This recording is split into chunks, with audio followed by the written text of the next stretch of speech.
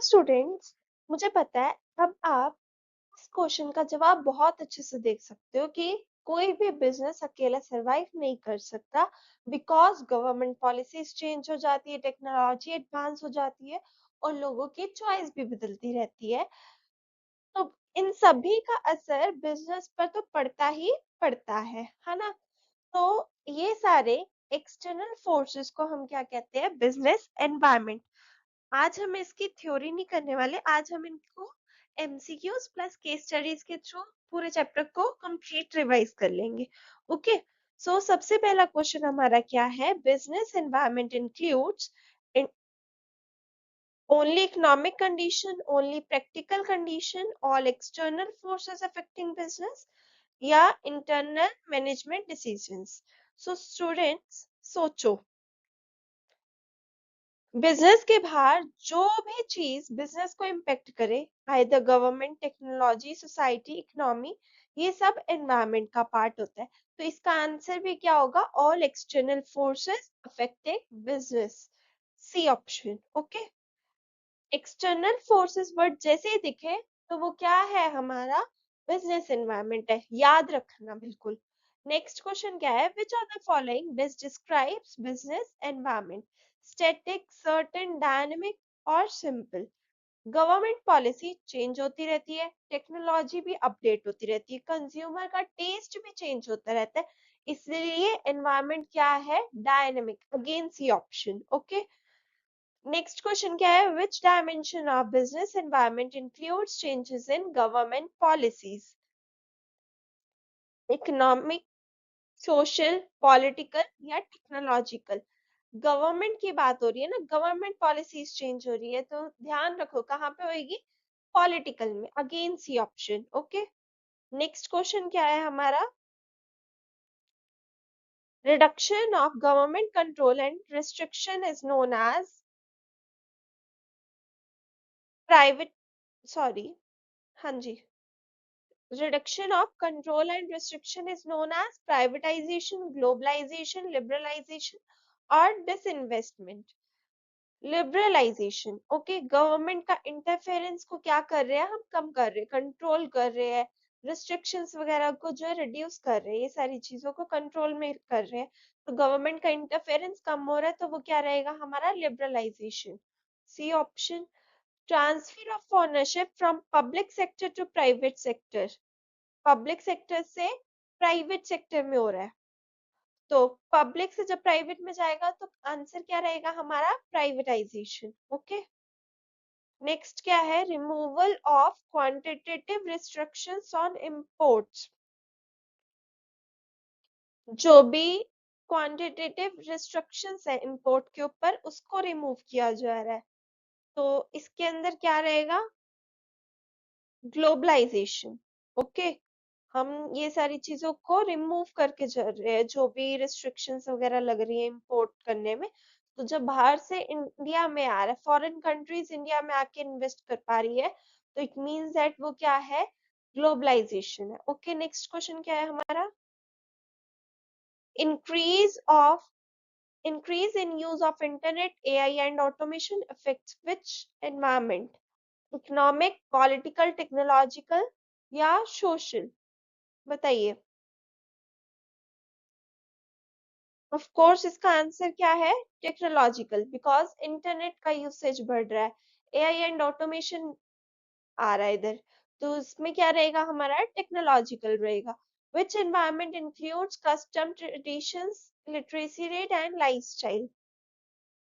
Economic, political, social या legal?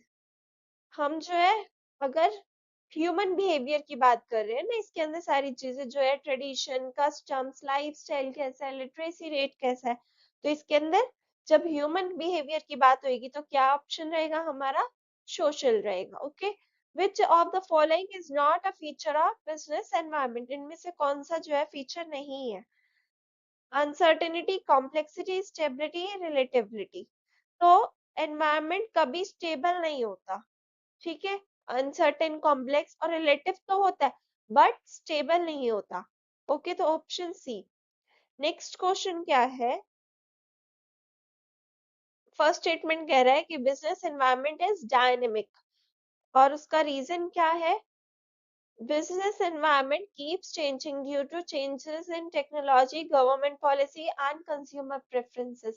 तो इसी की वजह से चेंज हो रहा है, और डायनेमिक है। स्टेटमेंट ने कहा डायनेमिक, रीजन उसके ये सारे रीजन हमारे सही है। सो बोथ आर ट्रू, और उसकी एक्सप्लेनेशन भी क्या है? सही है, तो ऑप्शन ए। ठीक है, नेक्स्ट क्वेश्चन क्या है हमारा? Liberalisation reduces government interference. पहली स्टेटमेंट क्या कह रहा है? लिबरलाइजेशन रिड्यूसेस गवर्नमेंट इंटरफेरेंस, और इसका रीजन क्या है? It increases restrictions on trade. तो इसका आंसर क्या रहेगा हमारा? कमेंट्स में सभी बताएंगे। ओके, नेक्स्ट में चलते हैं हम। मैं कमेंट में इसका आंसर भी आपको प्रोवाइड कर दूंगी। नेक्स्ट में हम केस स्टडीज डिस्कस करते हैं। Okay, case study number 1। The government of India introduced economic reforms in 1991. To overcome economic crisis, these reforms aimed at remove restrictions, reducing government control, and increasing competition.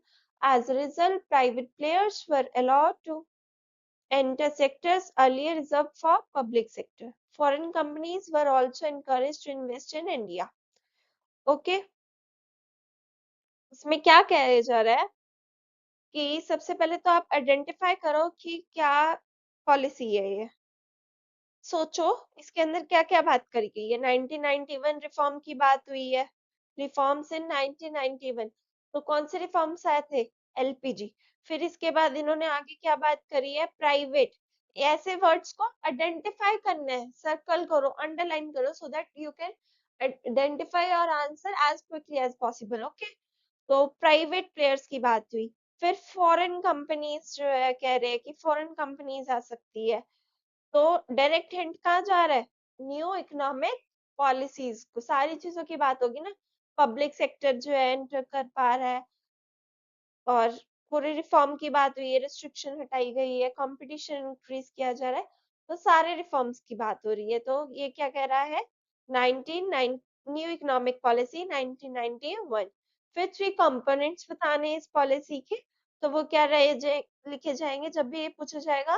तो LPG लिखो, उसकी full forms लिखो, और साथ में उन्हें थोड़ा थोड़ा एक्सप्लेन करके चलो, लिबरलाइजेशन, प्राइवेटाइजेशन एंड ग्लोबलाइजेशन को। ओके, नेक्स्ट क्या है? Which concept allows foreign companies to invest in India? Foreign companies India में इन्वेस्ट कर रही है। जब फॉरेन वर्ड देखे तो क्या आएगा? ग्लोबलाइजेशन आएगा। ओके, फोर्थ क्वेश्चन क्या है? Which objective of the business environment is achieved by allowing private players? जब प्राइवेट प्लेयर्स आ रहे हैं, इसका ऑब्जेक्टिव क्या रहेगा?